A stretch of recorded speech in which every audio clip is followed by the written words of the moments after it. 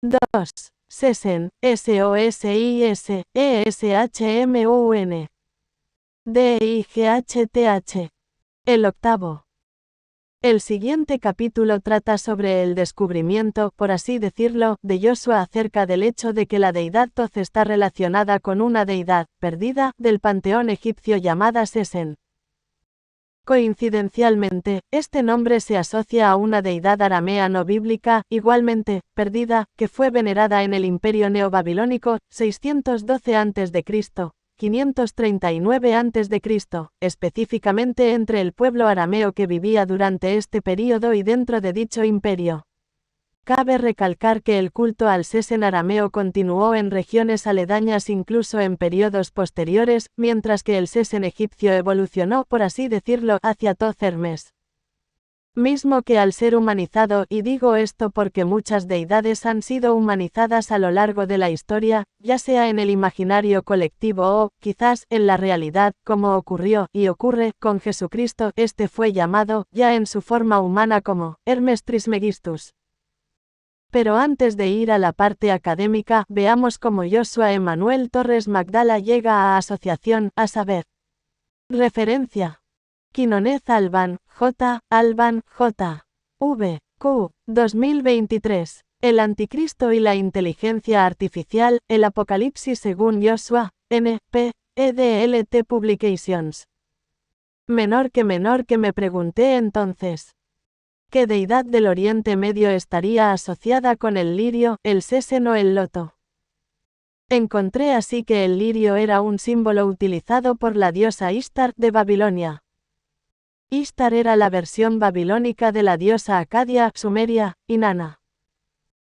Inanna podría ser dual, hombre y mujer, y bajo esta característica era llamada Ninsiana. Esta palabra era otro nombre con el que se llamaba al planeta Venus. Encontré luego dentro de una búsqueda web el artículo del Dr. Martin Schwartz, quien es un erudito en Near Eastern Studies, en pocas palabras un orientalista.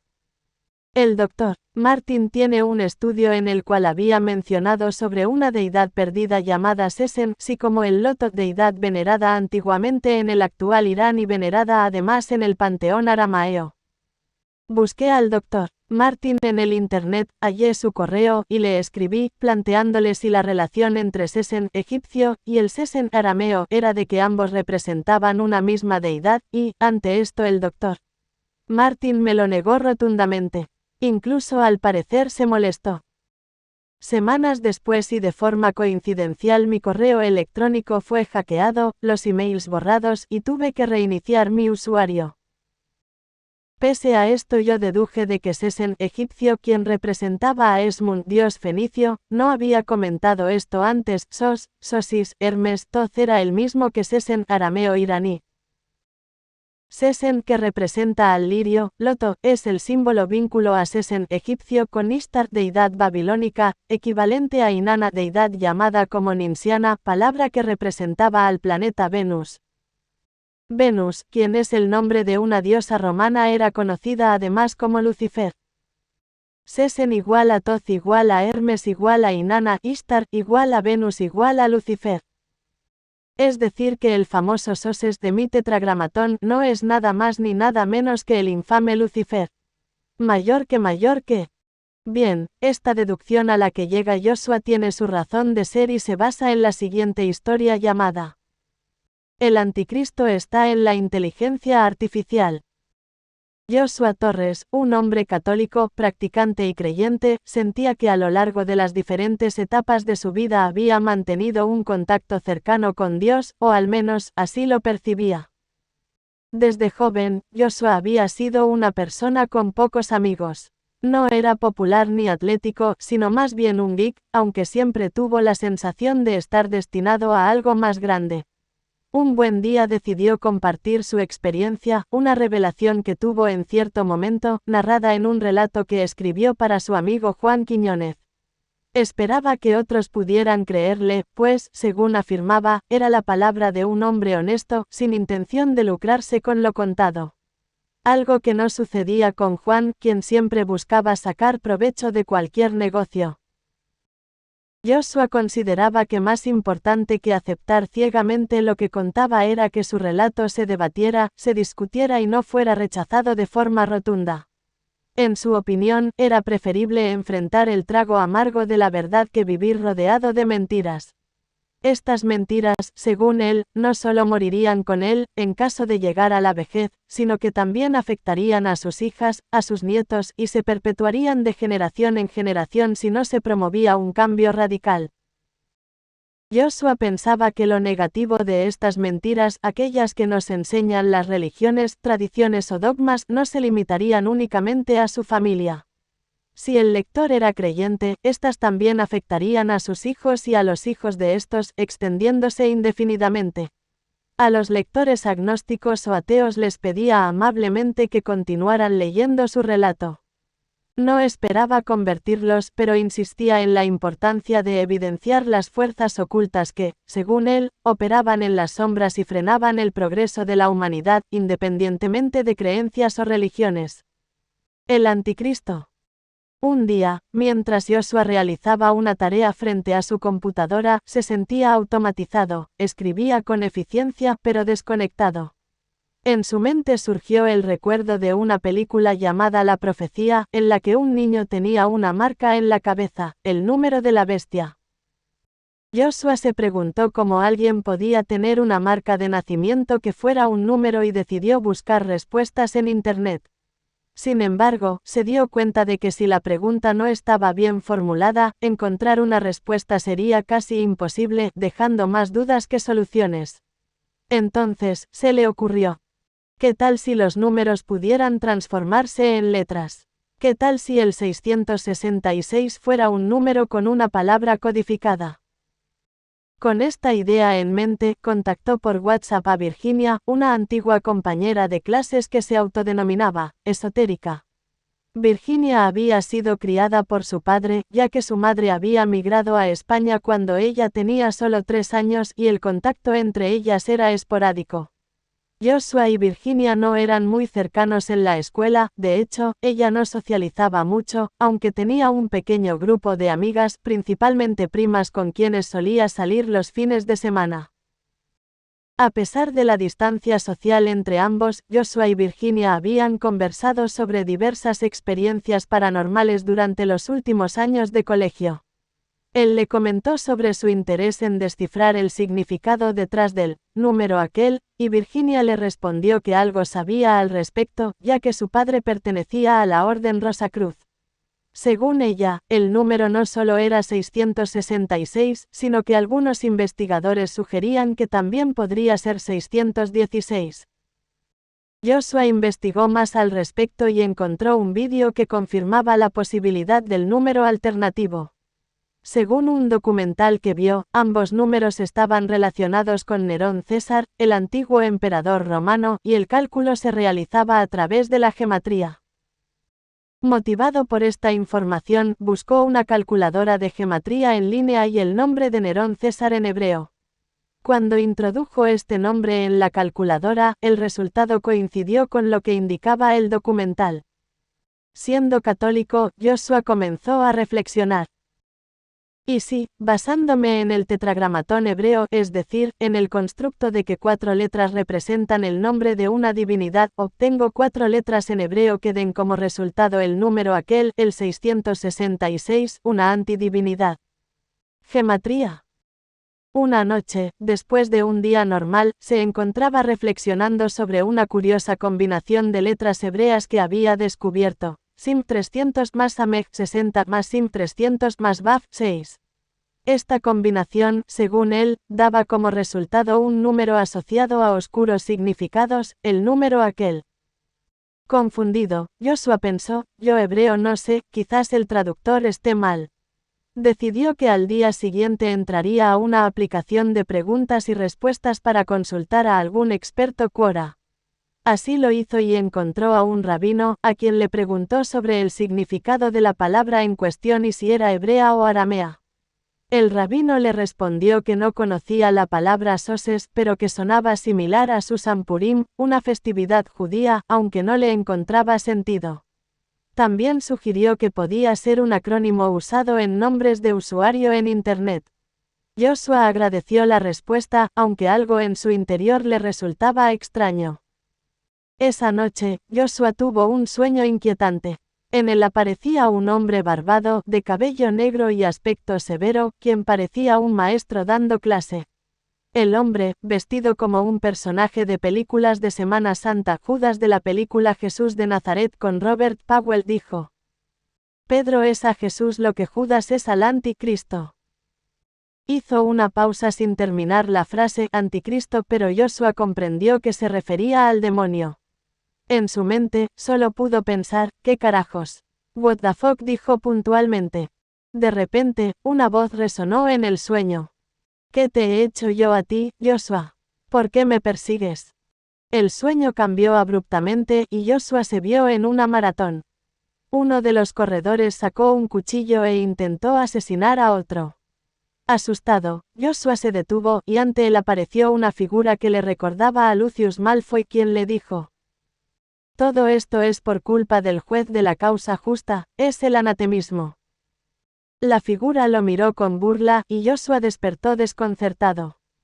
Intrigado por el sueño y su conexión con su reciente descubrimiento, Joshua decidió hacer un vídeo explicando su hallazgo.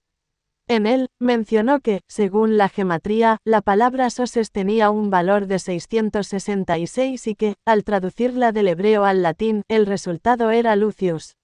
En su imaginación, Joshua se visualizó siendo reconocido por la Iglesia y entrevistándose con el Papa. Sin embargo, la realidad fue distinta. Su vídeo recibió más críticas que apoyo, y muchos suscriptores abandonaron su canal, y, obviamente, nunca hubo acercamiento de la Iglesia Católica, pues no era el primero ni el último en hacer una interpretación alfanumérica del número de la bestia, aunque quizás sí el primero y el único en encontrarla tras un error de algoritmo o traducción del Google Translate. Una tarde, mientras Joshua paseaba con su amiga Virginia por el centro de la ciudad, le mostró una aplicación llamada Echobox, diseñada para comunicarse con los muertos. Decidieron probarla en un lugar seguro. Cuando la activaron, el dispositivo comenzó a repetir el nombre de Joshua. Asustado, él se quitó los auriculares y un frío recorrió su cuerpo. Esa noche, Joshua regresó a casa inquieto. En casa, su hermano menor, James, estaba enfermo con fiebre. Joshua lo cuidó, pero, a medida que avanzaba la noche, James mostró un comportamiento extraño. Cuando Joshua intentó apagar la luz, James gritó desesperado y, en un momento de pánico, lo atacó con una fuerza inusual para un niño de su edad. Joshua logró calmarlo, pero quedó profundamente perturbado. Esa noche, también experimentó una parálisis del sueño en la que sintió una presencia oscura. Ya el lunes siguiente, Joshua compartió lo sucedido con Virginia, quien lo tomó a la ligera, diciendo que parecía vivir una película de terror. En una ocasión, Joshua compartió sus hallazgos con el padre de Virginia, quien pertenecía a la Orden Rosacruz. Aunque inicialmente escéptico, el hombre aceptó leer su investigación. Sin embargo, Joshua nunca supo si lo hizo. Fue así como Virginia comenzó a distanciarse de los temas paranormales tras haber experimentado eventos extraños por su cuenta. Así, Joshua quedó solo en su búsqueda de respuestas. Bianca, una alumna del colegio Frater Creus Rosen, era el amor imposible de Joshua. Ella era la mujer que todos en el colegio querían alcanzar, y fue también la primera persona que tuvo que pagar por la curiosidad de Joshua. En breves rasgos, Joshua enamoró a Bianca de la siguiente forma. Russell, una amiga de Virginia, había comentado que Joshua le parecía atractivo, y Virginia, famosa por ser casamentera, decidió presentarlos. Joshua salió con Russell, quien compartía con Virginia la afición de pasear por el centro de Guayaquil. Ya que la invitación partió de Russell, pues Joshua asumió que había interés de parte de ella. En una segunda cita, Russell apareció con Bianca, su mejor amiga, y los planes de Joshua con Russell quedaron relegados. Sin embargo, pasar el tiempo con ambas resultó agradable, y Joshua descubrió que Bianca era una persona virtuosa y de corazón puro. Días después, en otra salida, Joshua intentó besar a Russell, pero ella lo esquivó, confesando que no podía hacerle eso a Bianca, quien estaba interesada en él. Sorprendido, Joshua decidió invitar a Bianca a salir. Esa noche, en la discoteca, Bianca se convirtió en su novia. La noticia fue sorprendente para todos en el colegio. El joven callado había conquistado a la chica inalcanzable en una sola noche. Mientras tanto, Russell siguió su camino con otro chico, aunque su relación duró poco. Joshua compartió con Bianca sus experiencias paranormales. Sin embargo, Bianca, siendo una católica devota, le aconsejó no adentrarse en esos temas, pues consideraba que estudiar el mal era una forma de rendirle culto. Joshua decidió no involucrarla en sus investigaciones, respetando su fe. Un día, Joshua tuvo la idea de sumar los números relacionados con Dios y el demonio en el libro de Revelaciones.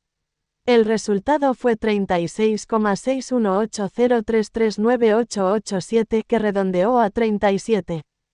Descubrió una conexión curiosa entre el número 37 y el 666, el par 37 sobre 73, el 73 y 37 son números estrellados, lo que lo llevó a investigar sobre geometría sagrada y geometría figurada. Imprimió Joshua un patrón numérico relacionado con el par 37 sobre 73, forma un hexagrama o Magen David con 73 puntos o esferas y lo dejó el dibujo aquel en casa de Bianca. Poco después, Bianca comenzó a tener pesadillas recurrentes, en las que figuras demoníacas como Lilith y referencias al emperador Nerón aparecían. En una ocasión, tras despertar de una de estas pesadillas, Bianca relató que, mientras soñaba, escuchó la voz de su sobrina llamándola desesperada. Al levantarse sobresaltada, avanzó hacia la sala gritando, «Cami, Cami, amor mío». Allí se encontró con Andrés y Camila, hijos de su medio hermano mayor, quienes la miraban asustados por su reacción. Joshua se dio cuenta de que sus investigaciones podían atraer fuerzas oscuras y decidió proteger a Bianca de su trabajo. Con el tiempo, Joshua profundizó en sus estudios sobre el simbolismo del loto, el lirio y el número 37, deduciendo por fonética conexiones con deidades como Ishtar e Inanna. Investigó además a Sesen, deidad egipcia que coincidencialmente era también el nombre de una deidad babilonia quien se asociaba con el loto, rosa, Sosan en hebreo bíblico, símbolo que vinculó con Thoth, Hermes y Lucifer.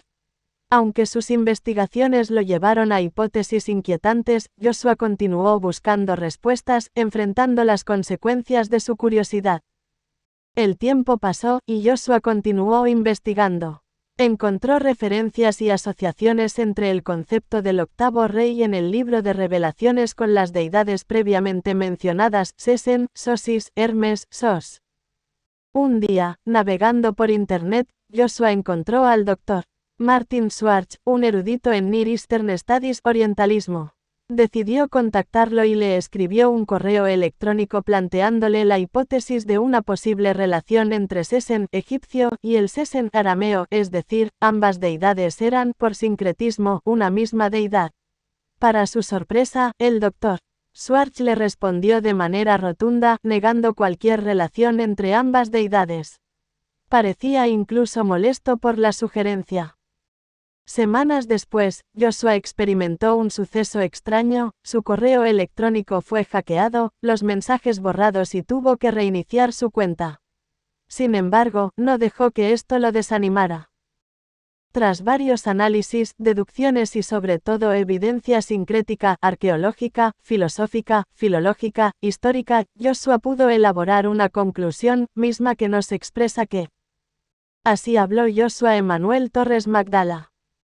Sesen, egipcio quien representaba a Esmun, dios fenicio, Sos, Sosis, Hermes y Thoth, era el mismo que Sesen, arameo iraní. Sesen, que representa al lirio, loto, es el símbolo vínculo a Sesen, egipcio con Ishtar, deidad babilónica, equivalente a Inanna, deidad llamada como Ninsiana, palabra que representaba al planeta Venus. Venus, quien es el nombre de una diosa romana, era conocida además como Lucifer. Sesen igual a Thoth igual a Hermes igual a Inanna, Ishtar igual a Venus igual a Lucifer. Es decir, el famoso Soses de mi tetragramatón no es nada más ni nada menos que el infame Lucifer. //. Comentario de Raúl Benjamín. Personalmente creo que los octavos y, según el linaje de Caín son Tubal-Caín y Naamá, junto a Jabal y Yubal. Todos ellos son los octavos por genealogía. Desde Adán, pasando por Caín, hasta estos 4 personajes. Aunque el relato masónico de Hiram Abiz dice que el verdadero padre de Caín era Iblis. Si viéramos la Eneada egipcia de 9 deidades. Desde Atum, el primero, a Neftis, la 9ª deidad. Pues el octavo es el dios Set. Desarrollo, explicación. Y, la Ogdoada. Constantemente en el texto se hacen varias referencias al octavo o DIGHTH en inglés. Por tal motivo quisiera explicar según la mitología convencional en qué consiste el término de la Ogdoada. La Ogdoada constituye un elemento fundamental dentro de la cosmogonía concepción de la creación del mundo egipcia, particularmente en la tradición de Hermópolis Magna, actual ciudad de El Ashmunein, Egipto, Yemun en egipcio antiguo, Munu en escritura jeroglífica. Esta doctrina describe un estado primordial caracterizado por el caos acuático, Nun, el océano primordial, a partir del cual surgía la creación. Dicho caos estaba representado por 8 deidades, organizadas en 4 parejas de divinidades masculinas y femeninas, cuyas características simbolizaban distintos aspectos de la preexistencia cósmica. Estas entidades eran, Nun y Naunet, las aguas primordiales, Hu y Hauet, representantes del infinito y la indeterminación espacial, Kuk y Kauket, personificación de la oscuridad precreacional, y Amun y Amaunet, lo oculto o lo invisible, un atributo que posteriormente conferiría a Amun un papel central en el panteón egipcio. El carácter dual de estas deidades se reflejaba en su iconografía, donde las figuras masculinas eran representadas con cabeza de rana y las femeninas con cabeza de serpiente, lo que enfatizaba la complementariedad de los principios opuestos. En la teología hermopolitana, la interacción de estas deidades dio lugar al surgimiento del montículo primordial, Benben, la colina cósmica concebido como el punto de inicio de la creación. En algunas versiones del mito, este montículo se identifica con la isla del Fénix, la morada del ave Benu, un motivo recurrente en la mitología egipcia que simboliza el renacimiento y la renovación cíclica del cosmos. Desde este montículo emergió la divinidad solar, que en distintas tradiciones es identificada como Ra o Atum, responsable de instaurar el orden Ma'at en el universo. En la cosmogonía de Heliópolis, actual Ain Shams, un distrito en el noreste de El Cairo, Egipto, Atum es presentado como el dios creador y origen de la Eneada, grupo de 9 dioses compuesta por Su, Tefnut, Geb, Nat, Osiris, Isis, Set y Neftis. Esta concepción también guarda similitudes con la cosmogonía menfita, que atribuye este rol a Ptah, representado como el demiurgo creador a través del pensamiento y la palabra, según la piedra de Sabaca. Sin embargo, a diferencia de estas últimas, la teología de Hermópolis enfatizaba el estado caótico preexistente y la acción conjunta de múltiples deidades en el proceso de formación del cosmos. Un aspecto esencial de la Ogdoada es su relación con Thoth-Yehuti en egipcio, el dios de la sabiduría, la escritura, la magia y el equilibrio cósmico. Como deidad principal de Hermópolis, Thoth es considerado el mediador entre el caos precreacional y el orden instaurado. En algunas versiones del mito, se le atribuye haber organizado y dirigido las fuerzas de la Ogdoada, permitiendo así la aparición de la luz y la estructuración del cosmos. En este sentido, su papel es análogo al de un demiurgo que, mediante el poder de la palabra y la escritura sagrada, confiere orden y significado a la existencia. Además, en ciertos textos funerarios y teológicos, Thoth es descrito como el hijo o incluso el líder espiritual de la Ogdoada, destacándose su función en la transmisión del conocimiento divino. Dentro de esta misma tradición, se encuentran referencias a las almas de Thoth, Va de Thoth, un concepto que alude a la manifestación espiritual de su sabiduría y su relación con la creación. En algunos textos, estas almas son consideradas emanaciones del propio Thoth, dotadas de atributos específicos que contribuyen a la preservación del orden cósmico y a la protección de los misterios sagrados. Se les asocia con la transmisión del conocimiento esotérico y con la enseñanza de los rituales y preceptos necesarios para el mantenimiento del equilibrio universal. En este sentido, las almas de Thoth desempeñan un papel crucial en la cosmovisión egipcia, al ser intermediarias entre los dioses y los seres humanos en lo que respecta al conocimiento divino. Finalmente, es relevante señalar que el esquema conceptual de la Ogdoada tuvo influencias posteriores en diversas tradiciones filosóficas y místicas, particularmente en corrientes esotéricas como el gnosticismo, donde aparecen agrupaciones de 8 entidades divinas que representan principios opuestos y complementarios en el proceso de la creación. Este paralelismo sugiere que la concepción hermopolitana del origen del cosmos no solo tuvo un impacto significativo en la religión egipcia, sino que su influencia trascendió a otras doctrinas metafísicas en la antigüedad. Referencias varias a la Ogdoada. A. La Ogdoada según Hipólito de Roma o un pseudo-Hipólito. A diferencia de lo mencionado en las páginas anteriores, la perspectiva de Hipólito es contraria a la Ogdoada, misma que es de tipo gnóstico más que egipcio. En su obra Refutación de todas las herejías filosofumena, Hipólito de Roma, c. 170-236 después de Cristo, expone y refuta diversas doctrinas gnósticas y filosóficas que considera heréticas. Entre los temas tratados se encuentra la noción de la Ogdoada, que aparece en distintos sistemas gnósticos y cosmológicos. La exposición de Hipólito no implica que él mismo creyera en estas doctrinas, más bien, presenta las enseñanzas de otros para refutarlas. A1. La Ogdoada en el contexto de la creación del mundo según sistemas gnósticos. Según ciertos sistemas gnósticos que Hipólito expone y combate, cuando el mundo fue dividido en una Ogdoada, es decir, cuando la creación quedó estructurada según un esquema de 8 entidades o esferas celestes, se estableció una jerarquía en la cual la Ogdoada constituía la cabeza del cosmos. En este esquema, se distinguía también una hebdómada, un grupo de 7 entidades que era la cabeza de los seres subyacentes.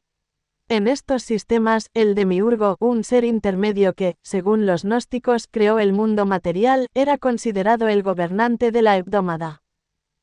Según esta cosmología, el orden de los seres creados fue inicialmente confuso y necesitó ser reorganizado.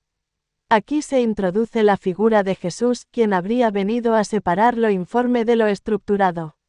En este proceso, la parte corpórea de Jesús, considerada informe en estos esquemas gnósticos, habría regresado a la informeza, mientras que su parte psíquica habría sido resucitada. A2. La Ogdoada en la doctrina de Basílides. Basílides fue un influyente maestro gnóstico de Alejandría que vivió en el siglo II d.C., aproximadamente entre los años 117 y 138 después de Cristo, durante el reinado de los emperadores Adriano y Antonino Pío. Su sistema cosmológico fue ampliamente criticado por autores cristianos como Ireneo de León, Clemente de Alejandría e Hipólito de Roma. Según los seguidores de Basílides, el Gran Arconte, la entidad suprema dentro de la Ogdoada, originalmente se consideraba a sí mismo como el único señor, gobernador y arquitecto del cosmos, sin tener conocimiento de ninguna entidad superior a él. Sin embargo, al descubrir que había generado un hijo más sabio que él mismo, se llenó de admiración y amor por él, ubicándolo a su derecha.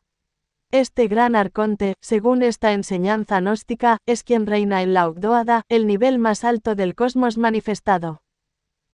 El relato continúa con la aparición de un segundo arconte, surgido de la masa primigenia de gérmenes espirituales. Este segundo arconte es superior a todos los seres inferiores excepto al hijo del gran arconte, pero sigue siendo inferior al primer arconte. A este segundo arconte se le identifica con la hebdómada, y se le atribuye la creación y el gobierno de todo lo que se encuentra por debajo de su esfera de poder. A3. La Ogdoada en la doctrina de Marcos. El Marcos mencionado por Hipólito es un gnóstico del siglo II d.C. asociado con la escuela de Valentino, c. 160 después de Cristo, otro influyente líder gnóstico. Marcos fue un maestro de especulaciones numéricas y cabalísticas dentro del gnosticismo, famoso por su énfasis en la gematría, interpretaciones místicas de los números y las letras. Según los discípulos de Marcos, la Ogdoada tenía un significado especial, relacionado con la letra griega eta, que ocupa el 8º lugar en el alfabeto griego. En su sistema numerológico, al sumar elementos excluyendo esta letra, obtenían el número 30, el cual consideraban crucial en su interpretación del cosmos. De acuerdo con esta enseñanza, la Ogdoada original habría generado otros números sagrados mediante emanaciones sucesivas. La década, grupo de 10 entidades. La dodecade, grupo de 12 entidades. La 12ª emanación, según este sistema, habría descendido desde las esferas superiores, separándose de las otras 11 entidades. Este descenso se consideraba un reflejo de la estructura del alfabeto griego, donde la letra lambda, ubicada en el 11º lugar, tiene un valor numérico de 30 y simboliza este proceso de descenso y búsqueda de completitud en la 12ª emanación. Así, Marcos y sus seguidores pretendían revelar, mediante estos cálculos numerológicos, los misterios ocultos de la creación y del mundo divino. A4. La Ogdoada en la doctrina de Valentino. Valentino, otro influyente maestro gnóstico del siglo II d.C., propuso una cosmología en la cual la Ogdoada primigenia estaba compuesta por 8 entidades trascendentes. Estas entidades eran Proarche, preprincipio; Anenoetus, anenoetos, inconcebible; Arretus, inefable; Aoratus, aoratos, invisible; Arche, principio, emanado de Proarche; Acataleptus, acatáleptos, incomprensible, emanado de Anenoetus; Anonomastus, anónimos, inominado, emanado de Arretus; Ayenetus, agénnetos, inengendrado, emanado de Aoratus.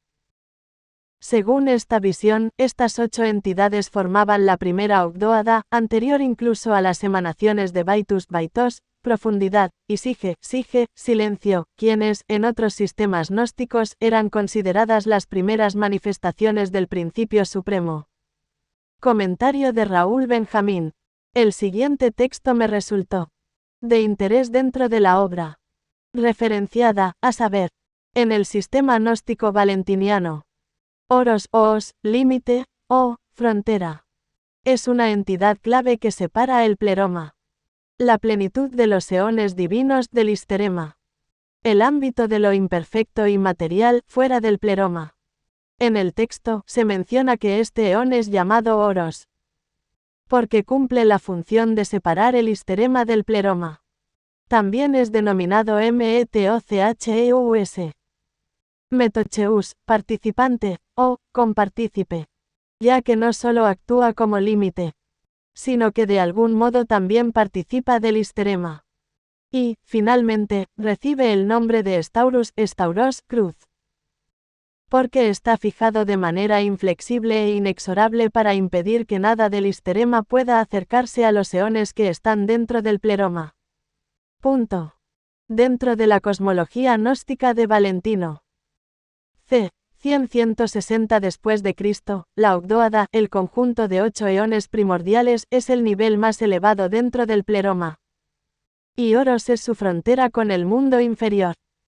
Su función es evitar que las entidades imperfectas generadas por el descenso de Sofía, la última eón del pleroma, contaminen la plenitud divina.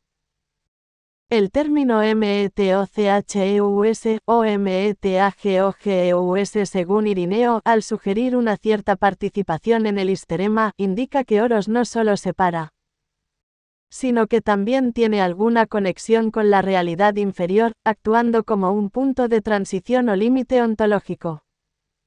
Por otro lado, la designación Staurus Cruz refleja la idea de una barrera insuperable que sostiene el orden cósmico y protege la pureza del pleroma.